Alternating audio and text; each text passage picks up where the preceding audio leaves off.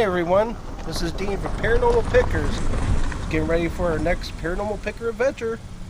Come on, join me.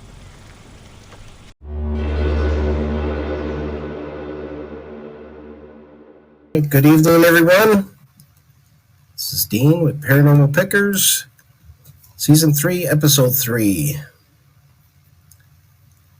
Just waiting on my guest. I haven't heard back from Becky yet, so I don't know if she got hit by the meteorite out there in Texas. I don't know if you guys heard on the news, but I guess a 1,000-pound meteorite struck McAllen, Texas. I know it's towards the lower corner, southeast corner of Texas, near Mexico. And I believe Becky is about 8 hours north of that, so she probably heard it, who knows. So we're waiting on her. If not, I'm seeing if someone else can jump in here. Or not, it'll be a short show.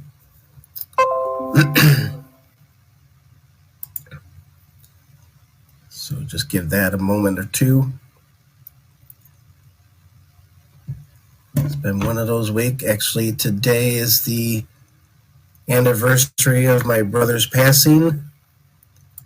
So my his girlfriend went out to the grave out in Minnesota, or not Minnesota. What am I talking about?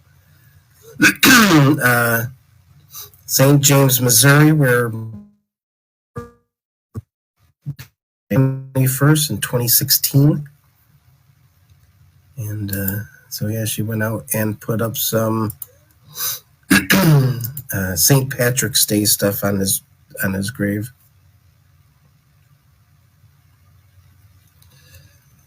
So she sent me a picture of that.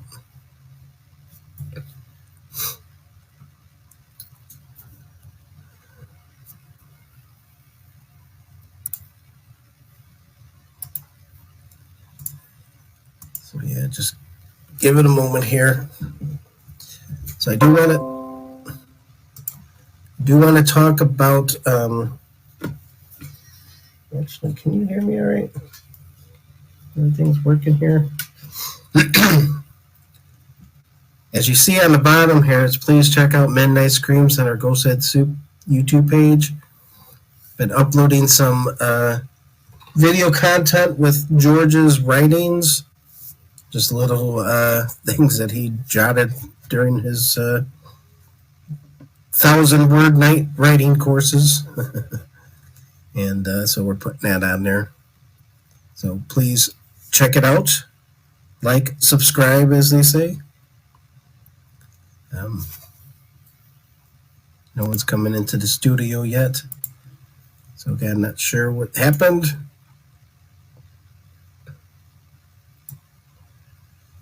But Becky Vickers, check out her stuff. Hopefully we'll have her on either tonight or another night. Coming up for, well, the next show will probably be the last Tuesday of the month. We'll be in Sycamore doing the live ghost event again down there at our lab. And then the following week, beginning in March 7th, and then for the next 3 weeks, we'll have Samantha on from Tinker Swiss. She will be my co-host. We'll be talking about Tinker stuff, paranormal stuff.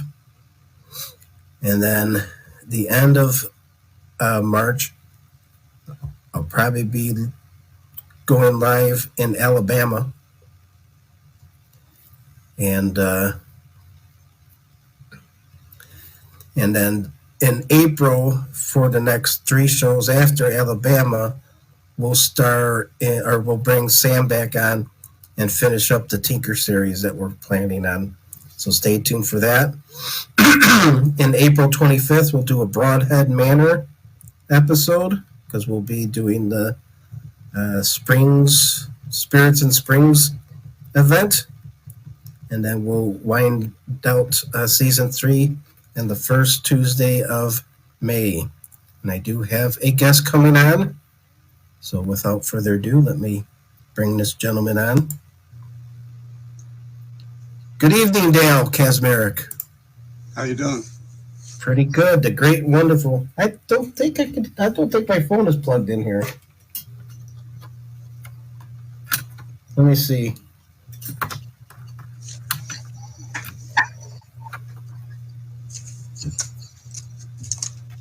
Okay, now I can hear you.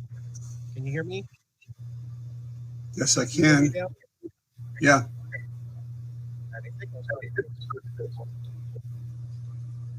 So I was supposed to have Becky Vickers on, but I don't know what happened there. I'll have to check with her. So I invited Dale on. Thanks for joining. I don't know what you got going on tonight. Hopefully I didn't take you away from anything. No, I was actually just watching a show I had taped a couple of days ago about Mars, planet Mars. Okay. So I can get back to that anytime. Are we going to go on a trip to Mars? Is that what we're saying? We're going to some haunted locations out there? Some pretty creepy places. I mean, they actually have they were actually showing what they consider a true alien landscape. Okay. The North Pole, the polar region, which is, frozen carbon dioxide, dry ice. Mm. Pretty bizarre stuff. Yeah, I was looking at you're familiar with the planet, is it Vulcan? The one where they claimed it was between Mercury and the sun? Yeah. Yeah, it was like this planet that they thought existed but never did. Right. Yeah. That's sort of like Pluto, huh? Planet they thought planet never existed. Well, yeah, they downgraded Pluto, unfortunately. But yeah, that was like one of the things that they were saying is like they couldn't figure out why Mercury was acting the way it was. So there had to be another planet behind it that they couldn't see. Now, I do think that could potentially be true because I feel that the sun or the planets are pretty much like vitamins for the sun because we're all moving toward it and it eats up planets and it gets refueled. Yeah. So there might have been a planet there before, and eventually we just hop from planet to planet. So at one point we lived on Venus or life was on Venus and then we just jumped over here on Earth and became fish. Yeah. Or Adam and Eve, right? Well, they always call Venus our sister planet. Yeah. Even though it's, I think the one side of Venus constantly faces the sun all the time and the other one faces away from the sun. So the one that faces the sun, and I think, if I'm not mistaken, they say it's about the temperature of molten lead. Mm-hmm. It's so very it's not hot. a very hospitable place. It's very hot, but it has a consistency of where Earth could have been, or what Earth could eventually be, I should say. Sure. Yeah. So that's interesting. So, well, thanks for joining. We'll just talk at random and fill up the hour. I appreciate you coming on here and hanging out. Sure. I do have to mention that our last show, or one of our last shows that you and I did, we did receive a comment that they would watch the Dale and Dean show all the time. Okay. So there you go. Are you listening out there, Hollywood? So I was going to bring this up with Becky, a type of trigger object. I know, do you use a lot of trigger objects in your research? Yeah, absolutely. Some of the things we've used in the past, just to name a few, have been when we go to Gettysburg, and I think you came with us several times, and I had actual Civil War bullets. I had actual paper money, from that time period. When we go to places like, for instance, jails, we might bring along handcuffs or keys or batons, things of that nature. We go to places where their children's ghosts will bring along, dolls or toys or trucks or balls, things of that nature, to try to have them have something for the ghost to interact with, especially depending on what age they happen to be. And we even use trigger music sometimes. We've actually used that in the past. I think one time in Gettysburg, I don't know if it was the year that you were out there, we actually played Dixie, and then we played the Battle Hymn of the Republic. So it's kind of like both sides. So yeah, I mean, we have used trigger objects, and one I was interested in maybe looking into in the future is that EMF teddy bear.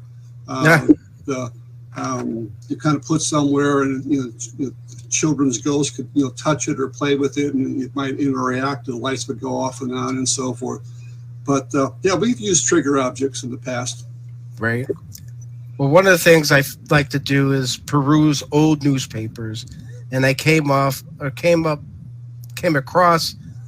a potential trigger object that I don't know if it's being used today, but it was used in the early or the late 1800s or the late 19th century. Something called button strings. And because Becky was going to be on here and she does this all-female paranormal tour, I figured that would be right up her alley, because you put a string and you put a large button on the bottom, and the women or the girls would have to receive a button as a gift or trade the. And I guess it says if you reach, or you have to collect like 999 buttons. Wow. And the 1,001 is the 1,001 would be the one given to you as a gift for your future husband. Huh. That's not anything like the 99 bottles of beer on the wall, is it? Yeah. And it just unmarried women, and it was you're either going to get married or be a spinster. So that was kind of like the take on these things. Of course, no two were alike. Yeah, so I found that interesting, and it was during the time of the Civil War era is when they were doing it. That's when they were, maybe it was called charm strings at the time, button strings or charm strings. So I thought brought that up, or found that in one of the old newspapers. I found that interesting. And then there was an 1870 song entitled "Give My Button String to Sister," and I guess it was about a ballad about a dying young girl and her button string to be given to her baby sister upon her death. So, I mean, there's some morbid stuff tied to that too. Yeah. And it's easily made into a horror movie, I'm sure. They could make everything into a horror movie. Or if nothing else, an episode of Ghost Adventures. Yeah. But I think that would be an awesome trigger object as a button, because you'd have all this stored like thoughts and emotion tied to this one object string. And I believe there is one that they have in a museum somewhere. So, I don't know. If you come across one, now you know what it is. Yeah, absolutely. Absolutely. Yeah. Now, Becky, I don't want to ruin her parade here, but she wrote a book about the original Goatman's Bridge. Oh, okay. Out in Texas. Yeah. So I don't know if you're familiar with that. Oh, absolutely. One of the places I'd like to visit. Okay. Well, maybe one day on the Dale and Dean show, when Hollywood pays us to go across the world. Wouldn't that be something, huh? We could stop there at the Jim Croce crash site, too. Oh, yeah. We would stop everywhere, Dale. You know us. Yeah. That's the one that's been, the bridge that is, that's the one that I actually wrote about in my book on haunted highways and bridges, but not to plug my book or anything, but That one has a little bit more of a negative connotation to it. Yes. I think Ghost Adventures actually was out there. They were doing something underneath the bridge. And of course, they were doing some sort of rituals and stuff, which, trying to open up portals and doorways and, stuff that we wouldn't normally do because we get enough evidence, as you know, without having to do all that hocus pocus stuff. But yeah, I mean, I came across some interesting, not to change the subject real quick, but I did come across some interesting things that were brought to my table here recently. Okay. I wanted to go down for years to investigate Sloss Furnace down in Birmingham, Alabama. And I just found out Judy Huff was, Judy Huff, for people that don't know Judy Huff, she was the one that actually took the picture of the woman on the tombstone at Bachelor's Grove Cemetery back in 1991. And she has since, with her sister Mary, have rejoined the group. And she had been in contact with them about possibly doing something down there in Sloss Furnace, which I guess is only about a few hours away from her because she lives in Georgia. And she just got the reply back to me today. And unfortunately, they're not doing any more paranormal investigating out there. Yeah, I did notice that too. They do a walking tour. Yeah. And you can go in there and probably still do it, but they don't call it a paranormal tour. I don't know if they would shy away from us carrying a recorder or something, but I know they don't focus on that. Oh, and by the way, speaking of that, I have my March calendar here, and I had those March days off, Dale. Great. So I will be joining you down in Alabama. Absolutely good. The thing about Sloss Furnace, I mean, not to talk nasty about them or anything like that. But we had tried to get into Sloss Furnace years and years ago, and Sloss Furnace is in a somewhat seedy neighborhood, from what I understand. And when we asked about what it would cost to do a private investigation out there, at that time we had plenty of people that wanted to go down there with us. We were given a very, very outrageous price per person for the investigation. Plus, they wanted us to pay per hour for security on top of that. And I just said, well, you just priced this completely out of the ballpark here. Now, I don't know if they still would do paranormal investigations down there for so-called para-celebrities that they have done. Money talks. Yeah, but I don't consider myself a para-celebrity, so you can kind of rule that thing out the window. But I know they've had other investigators out there in the past, and they have done public paranormal investigation, which I would not be adverse to joining, because the place is absolutely huge. Yeah. So to go through and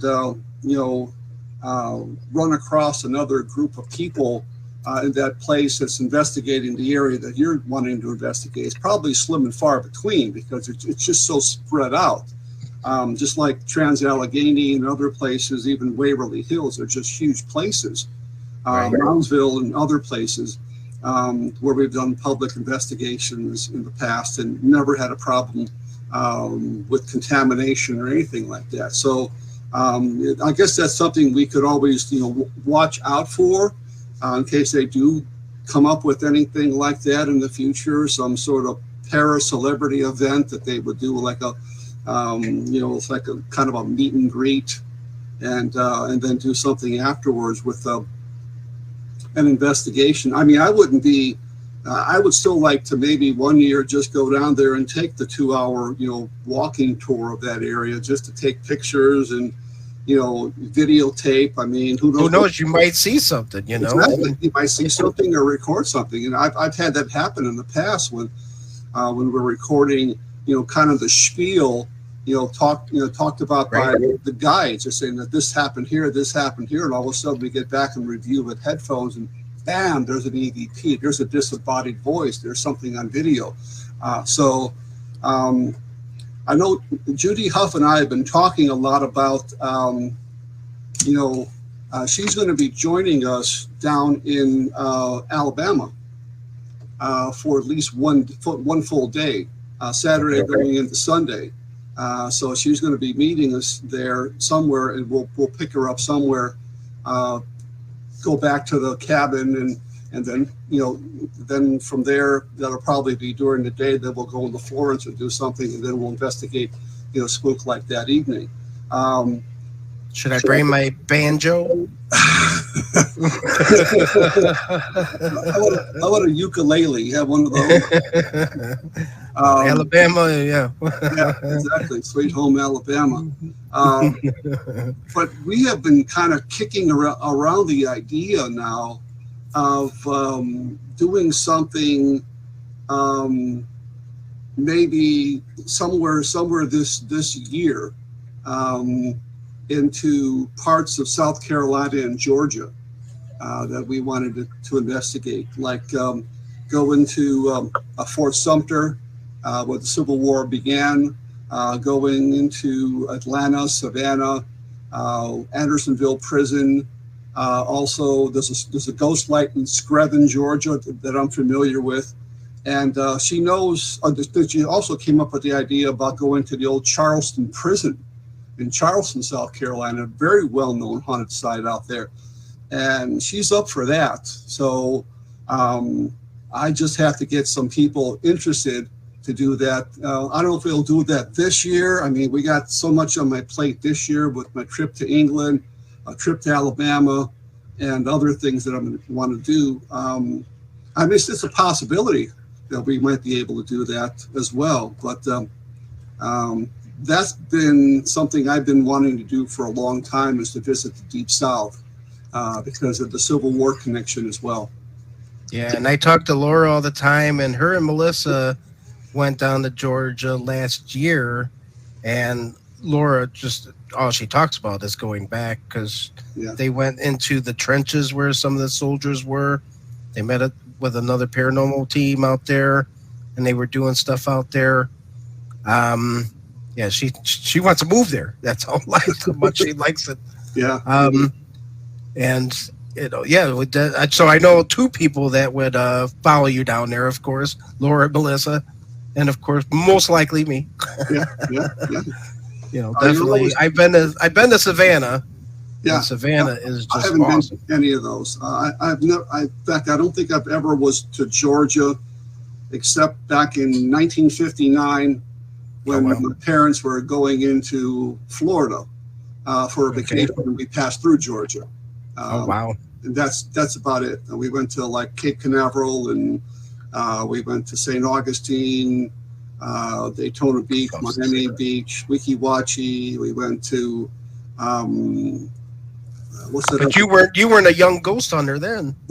Yeah, I was just a little tidbit at that point. But there's places even in northern Florida that I would love to investigate, or at least go. There's there's that very famous lighthouse out there, St. Augustine Lighthouse. Been there. Have you been to that big fort? No, that's the only place that I didn't go into.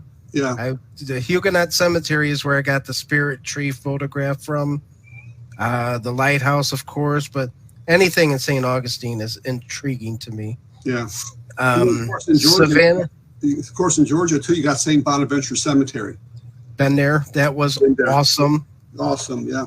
That is, oh my God, that's an amazing place.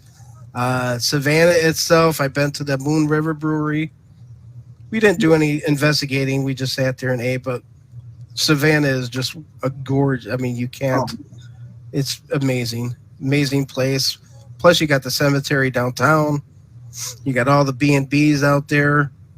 I know watching some of the ghost shows, one of the ones, what was it? The Wraith Tracers were out there doing some, hidden spots too, not the big ones. Yeah. But yeah, there's a lot of stuff in Savannah. There's a lot of old antebellum homes. There's a lot of ghost tours that you can actually go on, trolley tours and walking tours and all kind of stuff. Yeah. Same with St. Augustine. They have the trolley. Yeah. But yeah, there's other parts of Georgia. Georgia's huge. It is. And the way where Laura went, like I said, it was like the Civil War part about it. And you had mentioned where the Civil War got started, of going to the place where it actually started, right? The first Fort battle. Fort Sumter. Yeah, that would be pretty wild. And I did see something too online.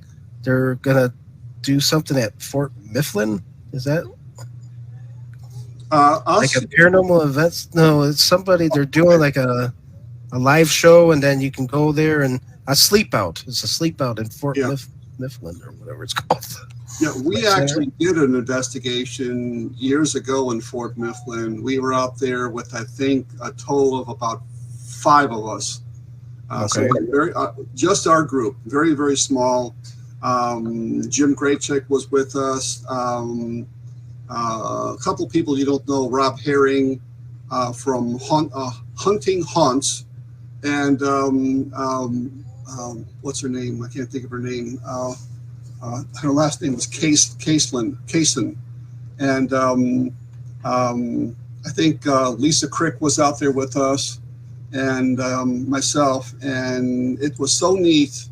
The only bad thing is you're very close to Philadelphia Airport, so you hear a lot of stuff going over until it gets a little bit later in the wee morning hours, and then you have less and less, planes going overhead, and it gets very, very quiet out there. We actually captured twice what we believe to be the screaming lady. We have it on audio and on video, and we didn't actually hear it at the time until we played it back, but I think we captured it.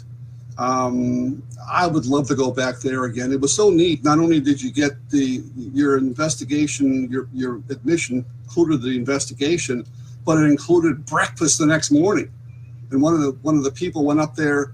I was in charge, and her husband made breakfast in this like a mess hall, and I mean scrambled eggs, flapjacks, bacon, sausages, coffee, orange juice. I mean, you name it, toast in the morning.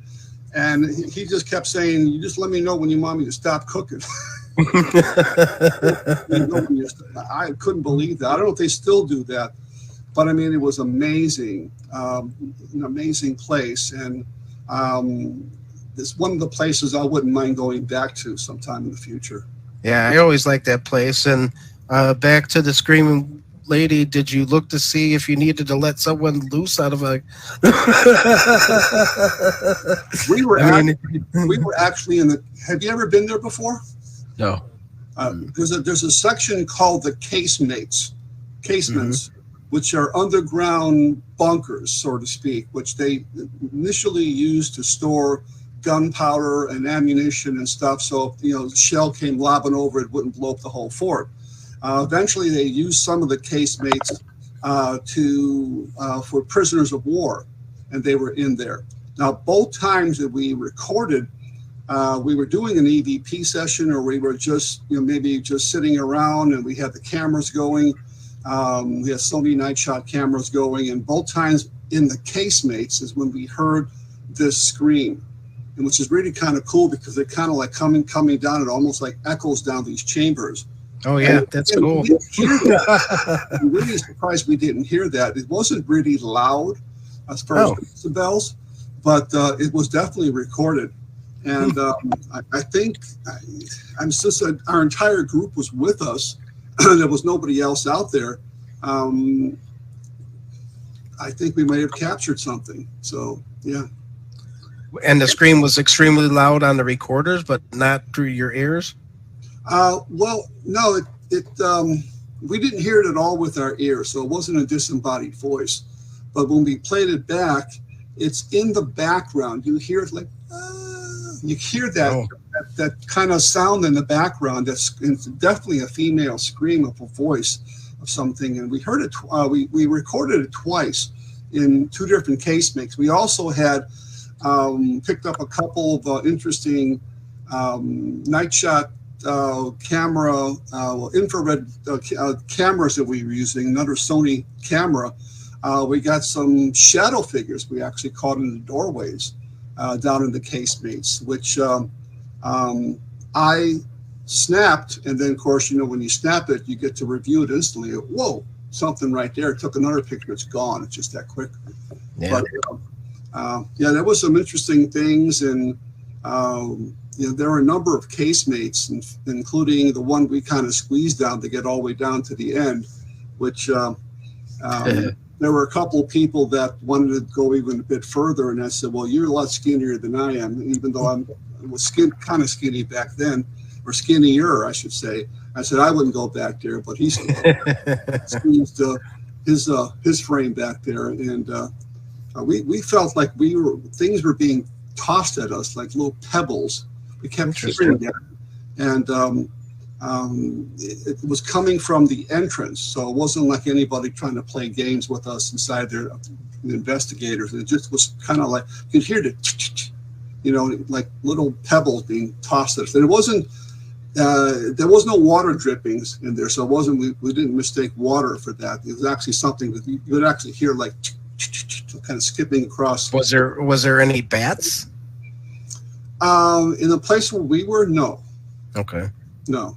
Because the ceiling was very low. I mean, I would think maybe it was, 5.5 feet tall. But it wasn't that. How deep was it though?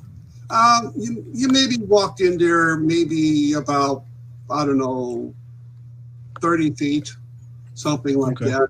I'm just kind of guesstimating 30, 40 feet.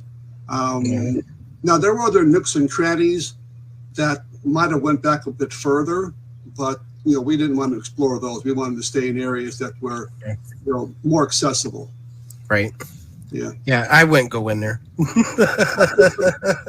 One, I'm not skinny. I would stay there myself anymore. I'm trying to lose some weight before I go on my trip to England. Me and Sylvie are going, and we already booked our tickets and everything. So we're actually going to be spending 3 weeks now. Oh my gosh. So that we're not going to be rushed. We're going to have plenty of time. Oh. We're going to be giving a talk at the prestigious Ghost Club of England on June the 10th. I'm going to hopefully get permission to either live stream it or possibly record it and then post it up later, depending on what their rules and regulations are for doing that, because I'm not a member. Why am I not going? I'm gonna kick myself. I know it. But I mean, it's the tickets that the tickets that we actually picked up are probably the cheapest ones that we got, and they ended up being right around the $1,500 price range round trip. I actually, Sylvie had only budgeted so much, and I said, well, look, I mean, I want to go. You want to go? I said, give me what you thought you had budgeted, and I'll just pitch in the rest, because I wanted to go so bad, and I didn't want her to back out of it. So we got that all worked out, and our friend Paul Adams, who is actually coming here next year, he's coming back for two or possibly 3 weeks next year. So I don't think he ever had a chance to meet him, but. We'll be doing a lot of stuff. In fact, he wants to go to Ashmore Estates. He wants to go out to Joplin Spooklight again. He wants to go out to Sylvia's neck of the woods, to the Peoria State Hospital complex, and maybe even a trip to Gettysburg, a shorter trip. So that's why I suggested maybe he spend 3 weeks here, because some of those trips are like a day there and a day back. Oh yeah. We got a lot of things planned in the works for that, and the stuff that he's going to be showing us, it's just he's got some surprises. He won't even tell me what they are. I said, well, I'm surprised. I don't want to know, but he goes, you'll enjoy it. So yeah. So we got that planned, and of course we got the Alabama trip planned, and that's all still in the works, and maybe the Maybe the South Carolina, Georgia thing. We'll have to see how that works. I mean,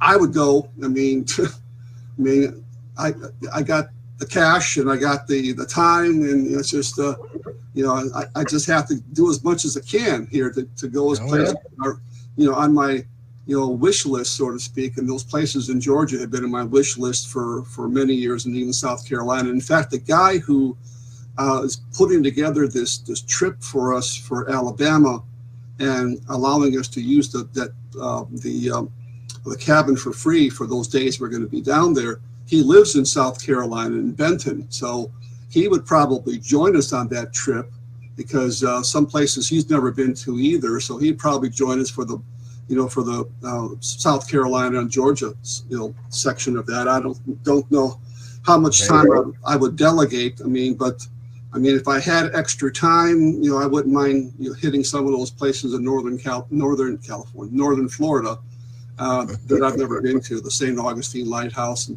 places like that. They got St. Augustine. There's another old town up there. Trying to think of what it's called, but I know we visited when we were up there. Is it in the middle of the state? No, it's a northern part of. Mm-hmm. North and on the east coast of the like in the northeastern portion of the state. It's not too far from St. Augustine, and I just can't think of what it's called. But we like I said, we were there when I was just a young tite, and haven't been back there. Well, I haven't been back there since. I mean, we went there in '69 to hopefully watch the Apollo 11 astronaut takes off to the moon. But my stepdad was so insistent upon going to Alabama to visit his friends in Russellville and his relatives that we missed that. Of course, we were all kind of mad. My mom was very mad. And we watched it on TV in Alabama. I go, we were right there where history was being made. The Apollo 11 taking off. And it's I was there twice. First time I don't remember too much. I mean, I was only 6 or 7 years old, and the second time was in '69. So we did see a couple of things. We did go to Cape Canaveral, and we did go to even though we didn't stay an extra day, just one extra day. We needed to stay. I did go there. I did go down there. Actually, when I first started ghost hunting, my buddy Ken and I would always go up fishing up north, and then we lost him, unfortunately. And then instead of fishing, I decided to do ghost hunting. And my first tour was in Orlando. My first ghost tour was in downtown Orlando. And I made my way to Orlando, and then I made my way towards Daytona. Well, during the course of that, I went to, it was my birthday. I did the October 23rd. It was the Universal Studios had their Halloween thing. So I went there for the Halloween thing. Was awesome. And then also I saw the space shuttle launch on my birthday takeoff. So I did get to see that. So that was cool. Did you ever make it down to Key West? Oh, yeah. Did you go to Hemingway House? I did not. It was a honeymoon trip back in. Okay.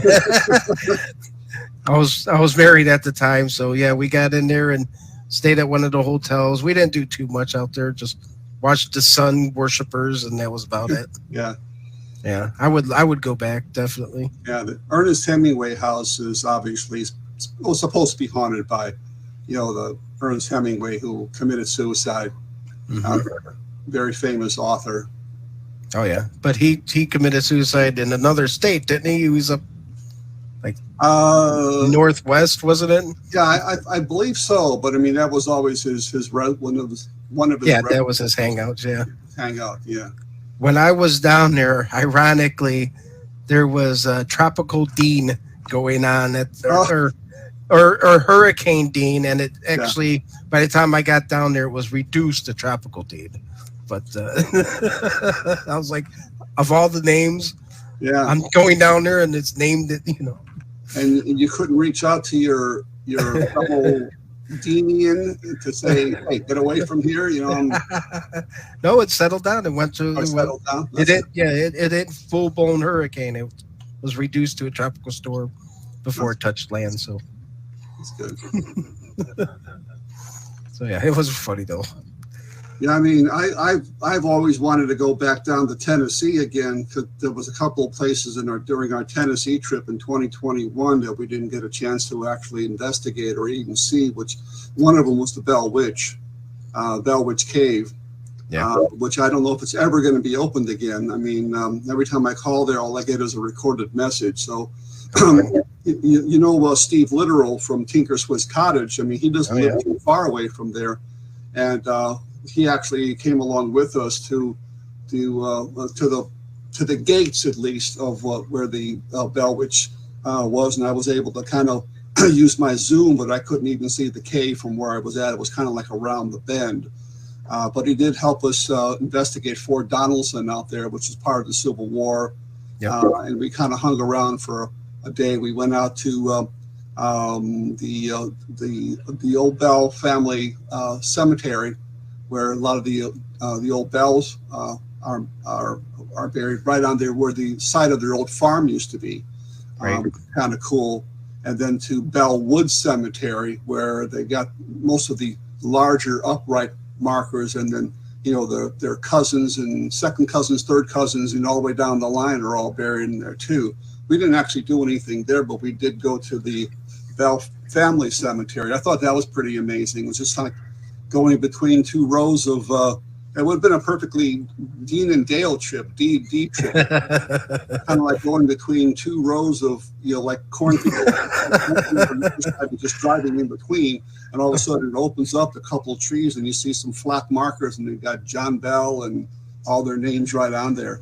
And the other one is kind of like in the middle of this field, and you see an upright marker, but I said, well, I don't know who actually owns this field and we should maybe be there or not. So I just kind of zoomed it as best as I could and got a picture of it. Might have been John Bell Jr. or something like that. I'm not sure. Okay. But, yeah, Laura and I actually were able to go in there. I think it was 2 years ago in the Bell's Cave. So we actually did make it there. Another birthday trip down. Yeah. And I was doing, went to Memphis. Memphis is COVID. Probably pre-COVID. Yeah. Was that pre-COVID? It was. I think it was 2019. It was right before, 2019. Yeah. I think it was 2019. It's shut down and they haven't opened up, and I don't know if they are going to open up. I'm gonna keep trying and see if I can. That's one of my places I'd like to go. I don't know if they actually. Did you actually go in the cave itself? Yeah. Okay. Yeah, and you walk through there, and you could go further down, but it does fill up with water at times. So unless you want to wade through water or wait to the time of year when there's no water in there.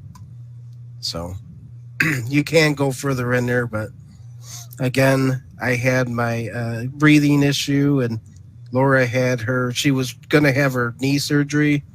So she stayed in the big room, and I kind of crawled in a little bit there. But it was a neat trip. We had a blast going from because we went past Hurricane Mills, then now Loretta Lynn passed, and then made our way to Memphis, Beale Street, and the Lorraine Motel where Martin Luther King was assassinated. Mm-hmm. I'm telling you, that place is powerful. Yeah. I mean, you feel it, man. All right. We do have some people watching. I want to shout out to Slim Jim. What's up, buddy? Chris down in Florida.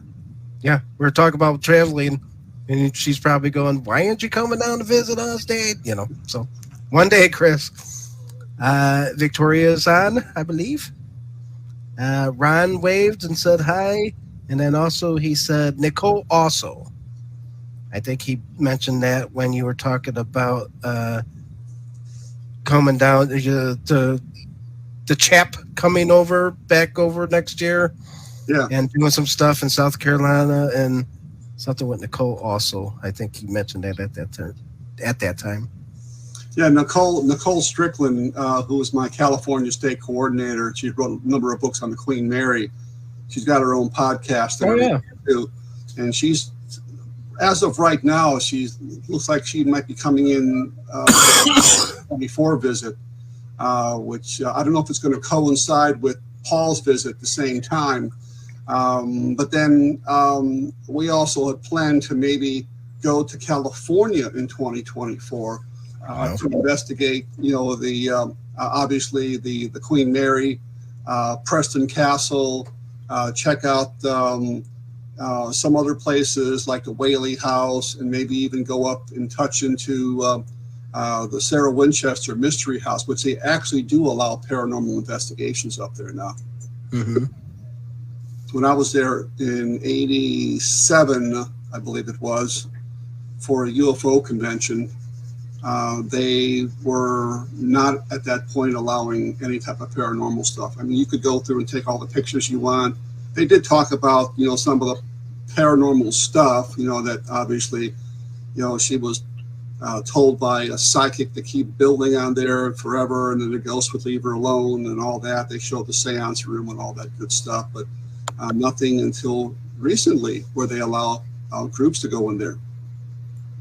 Well, so, and I'd love to go and see Alcatraz. That would be someplace I would have to see, even though I'm not a big fan of boats, as you know.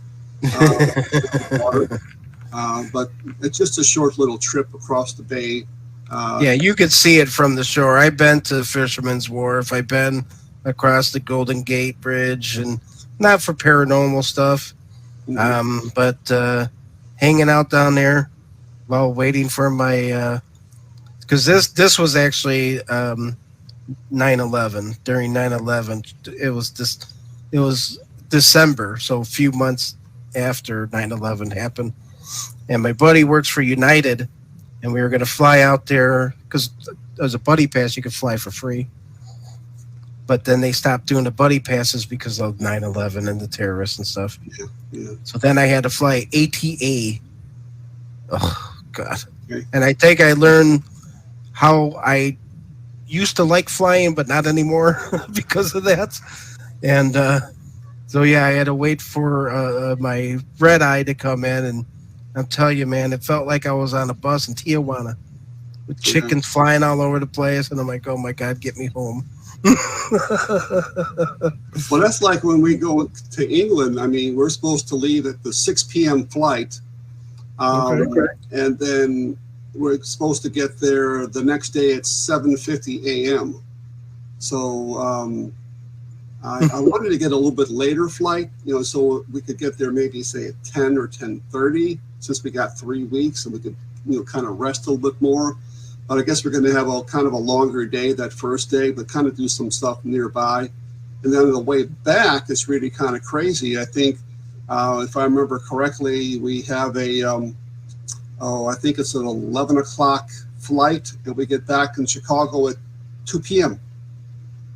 So we lose hours going there, and we gain all those hours coming back. Mm-hmm.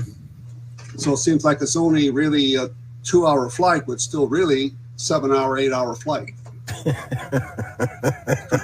Talk about jet lag. That's what I'm talking about. Oh God, I don't know if I could stay in a tube for that long. Yeah, I did it twice in '85 and '88, and I'm just going to kick back. I'm going to try not to get any shut-eye before the trip, so I can just kick back and just go to sleep and try to catch some sleep until we get there.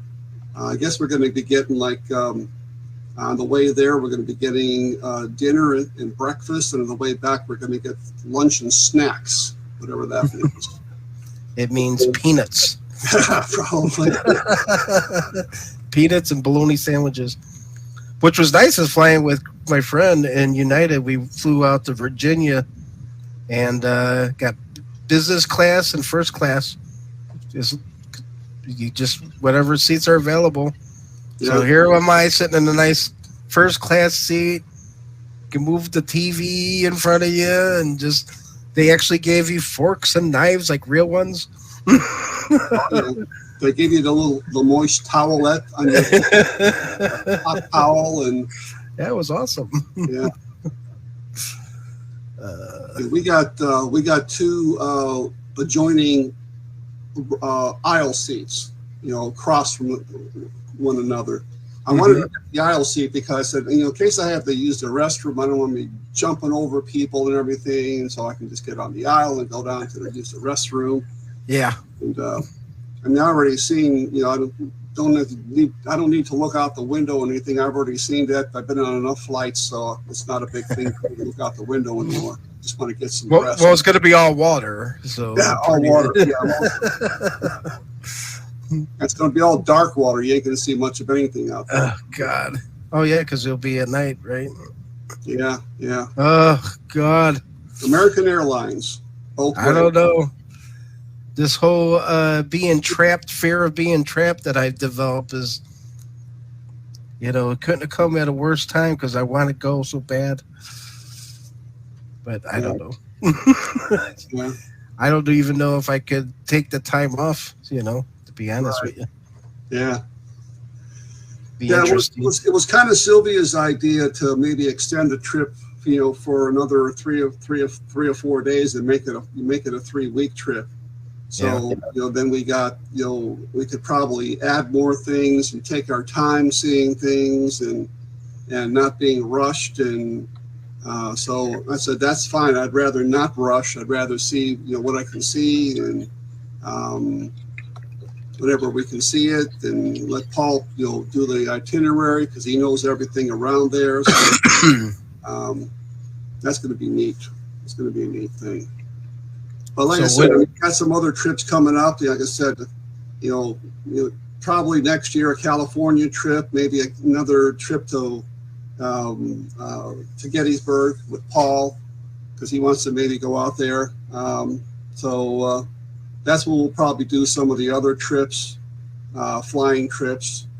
The only other trips I'd probably do this year would be obviously the one we do in Alabama, and then maybe the one out to Georgia and South Carolina if I can get that kind of going. I don't know if I can really attract anybody from my group or not, except for Judy, and she's right in that area, so she'll definitely be with us. But you're more than welcome to tag along. Absolutely, or anybody else from Ghost Head Soup. So cool. Always appreciate it. Oh, absolutely. I always like to have you. I like working with you guys. I do have to take a moment here to, I just heard from Becky. Apparently she, February seems like it's the month where everyone gets these colds and sicknesses and COVIDs and whatever vids are out there now. But she apologizes, saying that she's never missed an interview. She's very, very sick right now. So prayers for her speedy recovery. So we'll definitely have to get her back on soon because we got to hear about the Goat Man Bridge. Come on.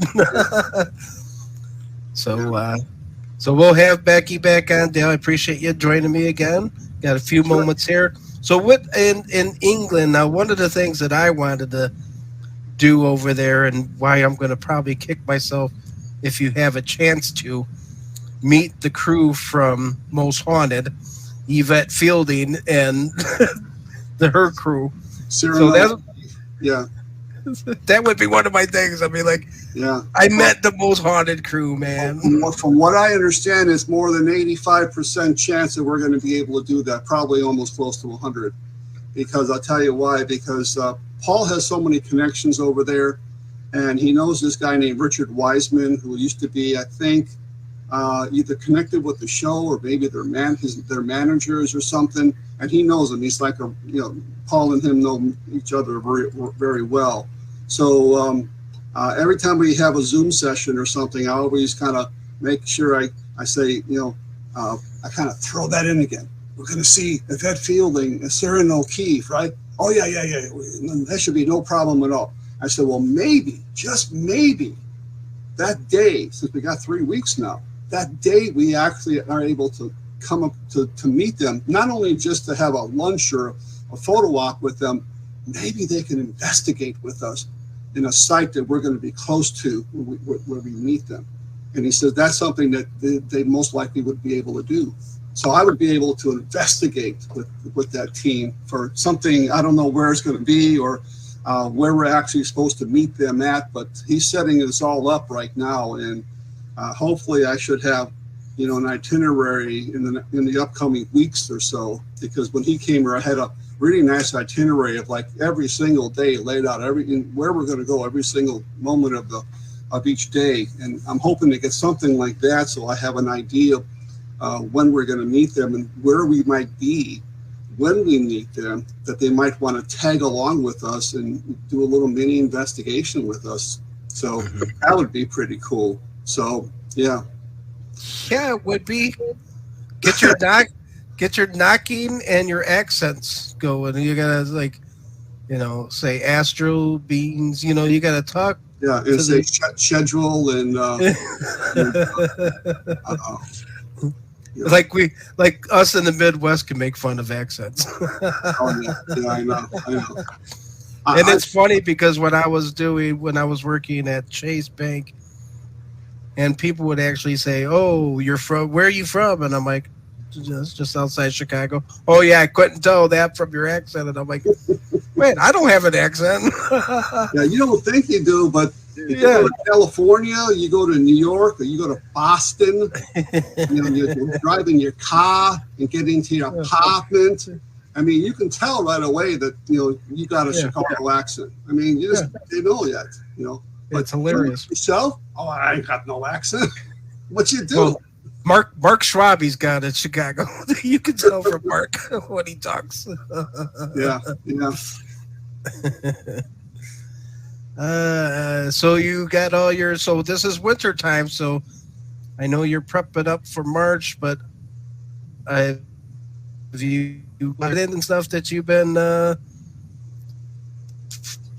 This is the time where you review evidence, right, and go through all your files and get everything up on. Yeah, basically, I got everything ready to go for those 2 weeks that Paul was here. I was waiting, hopefully, to get some kind of a report or a couple of sentences on each spot, and I don't know if I'm going to get that or not. I may have to post that up because I got so many things going on here relatively soon. There's some places that we want to investigate down in near Fairfield, Indiana. The crash of flight 853. They actually collided with a Beechcraft, and both of them went down. And I think there was about 85, 90 passengers that were killed, including the entire crew. And there was some very, very morbid pictures that I was able to find of just somebody's foot laying in the field, and this guy just completely disheveled. And I'm not going to post them anywhere. I don't even know how they even got these, but I mean, they're really. I mean, if you want to see them, I'll share them with you. But I mean, they're pretty gruesome. And there was a jet. Now they actually had a 50th. This happened in 1969, so it was in 2019 was the 50th anniversary of that, and they had a 50th anniversary memorial, and they actually have a marker there commemorating that. It actually shows the two planes and so forth. So and they said to this day they're still finding pieces of the plane in this soybean field. It's something that You're still finding pieces of the plane? Still finding pieces of the plane, yeah. So 50 years later? It literally disintegrated pretty much. I mean, except for the tires and some larger portions of the wings and the tail section, everything else just disintegrated. There was no fire that took place. It just hit the ground at about 400 miles an hour, and it just disintegrated, literally. And you know how my one of my things is to investigate crash sites, and so I did a lot last year and the year before, and so this is one that I hope to do this year with my team. And you're more than welcome to tag along if you want. Like I say, it's in Indiana. It's in a place called Fairfield, Indiana, which I think is a little bit southeast of Indianapolis. And there's other places that we're also looking to do. There's a place called Bell Mansion. I don't know if you're familiar with that. That's also in Indiana. I'm going to be looking into that to see what it would cost for a private and how many people they would need for a private and so forth. And maybe we can attract some people from Ghost Head Soup to assist us on that, perhaps sometime this year. Yeah, Indiana's close. Yeah, either in the spring or in the early fall or something like that, or maybe late summer. So yeah, there's a whole ton of things that I'm looking to plan this year. A lot of places are going to be somewhat close. There'll be some places a little bit further afield, but I have yet to exhaust everything here in Illinois. I mean, there's still places that I want to see in Illinois and Indiana, literally, and they're right in my backyard. Yeah. You'll never ever touch every single thing in the world. I know. Right? It's just, helicopter crashes Stevie Ray Vaughan. Yeah. In Wisconsin, it's another crash site I wouldn't mind. If they can find out exactly where that took place, if there's a memorial or something there. The Leonard Skinner crash site down in Gillsburg, Mississippi. Now, have you ever driven down, found yourself on the back roads, and found one of those memorials or crosses on the side of the road? Have you yourself ever stopped and did an investigation, not knowing any of the detail, but you knew it was a memorial where someone had perished? No, I actually haven't. I mean, there are so many around, and there's so many that are very local to this area, on Route 83 and some back roads and so forth. And you see them all over the place. There was actually one in Palos Heights a few years ago where a woman just lost control, hit a tree, and split her car in half and died. They're not really quite sure what happened there. And I mean, I've never actually investigated those. I mean, we did something ourselves when we found that Louisa Fox marker. I don't know if we knew ahead of time the story or not. Maybe, I'm not sure we actually did, but we found that, and that's, I guess you'd kind of, maybe not so much a roadside marker, but actual, memorial to her or something, gravesite and so forth. But no, I've not actually done that. I mean, that would be something interesting to try something like that and do an EVP something first and then go back and then do the history, do kind of a reverse thing to see what kind of stuff you picked up through your EVPs. I mean, that would be interesting to do. Yeah, definitely. Yeah. So again, thanks, Dale, for jumping on the ship here, the Paranormal Picker ship. My pleasure. And looking forward to our trip in March. And let me talk to the boss and see if 3 weeks I could afford to take off. I don't know if they would allow me, but I'm sure I work part-time, so I guess it really doesn't matter. So, and that was in June, right? June. Well, it's actually, now it's actually from the 29th of May through June 18th. Oh, wow. Okay. Because we're actually planning on doing 3 weeks. So you went, so the extra week was prior to, okay. Yeah, prior to that, the last weekend in May. We'll talk more behind the scenes. I'm going to say goodnight to the folks out there in Paranormal Pickerland. Thanks for joining us. Please like, subscribe on the YouTube page, Ghost Head Soup. We got our Midnight Screams going up there. Going to be working on another one soon. Of course, check out Dale's site, Ghost Research Society. He has all his trips everywhere. You link on it, read the story, check out what he did on the scene, like you were living it through his eyes. And more to come from Dale, of course, as you can tell. So I'm going to say goodnight to everyone. Dale, hold on. Okay. And see you next week, everyone.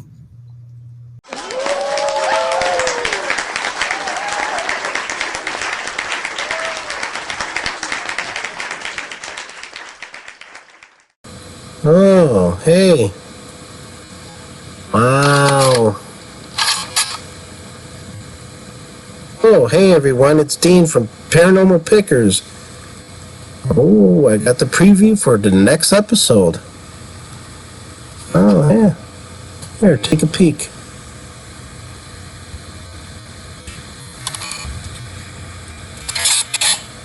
Oh.